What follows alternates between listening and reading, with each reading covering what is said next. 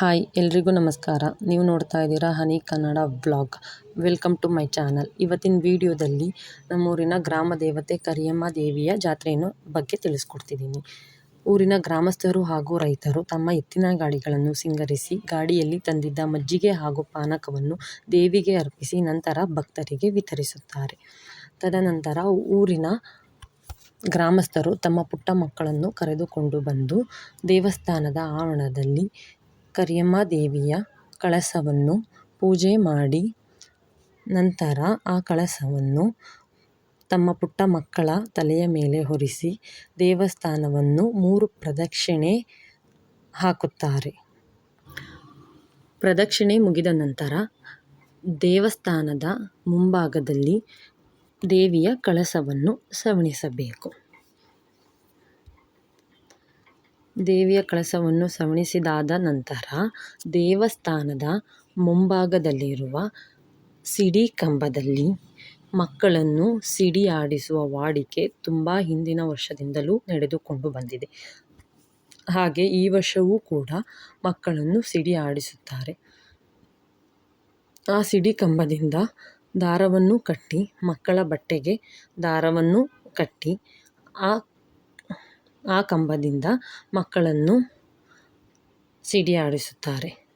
ಇದಕ್ಕಿಂತ ಮುಂಚೆ ದೇವರನ್ನು ಈ ರೀತಿ ಸಿಡಿ ಆಡಿಸಿ ನಂತರ ಮಕ್ಕಳನ್ನು ಈ ಕಂಬದಲ್ಲಿ ಸಿಡಿ ಆಡಿಸುತ್ತಾರೆ. ನಂತರ ನಾವು ದೇವಸ್ಥಾನದ ಒಳಗಡೆ ದೇವರ ಪೂಜೆಗೆಂದು ಹೋಗುತ್ತೇವೆ. ದೇವರ ಪೂಜೆಯನ್ನು ಮುಗಿಸಿ ದೇವರ ದರ್ಶನವನ್ನು ಪಡೆದು ಜಾತ್ರೆ ಹತ್ರ ಬರ್ತೇವೆ.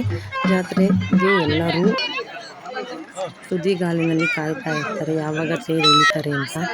ನಂತರ ಬಾಳೆಹಣ್ಣನ್ನು ಹಿಡಿದುಕೊಂಡು ಅವರ ಮನಸ್ಸಿನಲ್ಲಿ ಏನಾಗಬೇಕು ಅಂತ ಇರುತ್ತೆ ಅದನ್ನೆಲ್ಲ ಬೇಡಿಕೊಂಡು ಕೆಲವರು ಆ ಬಾಳೆಹಣ್ಣು ಮೇಲೆ ಬರೆದು ಇಟ್ಕೊಂಡಿರ್ತಾರೆ ದೇವರ ರಥ ಎಳಿತಿದ್ದಂಗೆ ಹಾಕುವ ಅಂತ.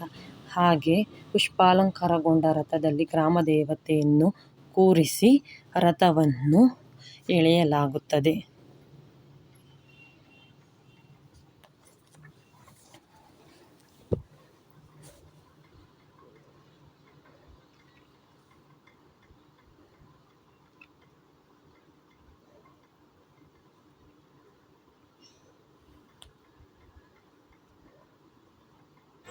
ತದನಂತರ ನಾವು ಆಟ ಆಡೋದಕ್ಕೆ ಹನಿನ ಕರ್ಕೊಂಬರ್ತೀವಿ.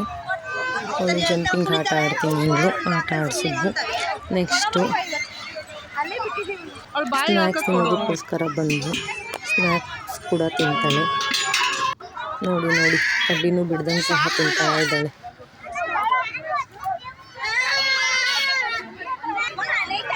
ನೆಕ್ಸ್ಟ್ ಅವ್ರ ಅಪ್ಪನ ಕೂಡ ತಿನ್ನಿಸಿದ್ಲು.